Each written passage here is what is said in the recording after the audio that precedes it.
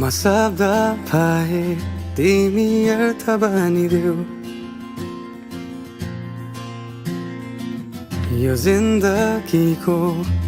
सहारा बनिदेऊ न कमजोर हुँदा सामर्थ्य बनिदेऊ न अँधेरीमा तिमी जुन बनिदेऊ न तिम्रो मायाले डोर्याउन मलाई तिम्रो छाया नै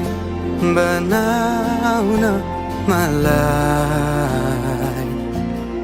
लैजाऊ न तिमीसँगै जहाँ तिमी र म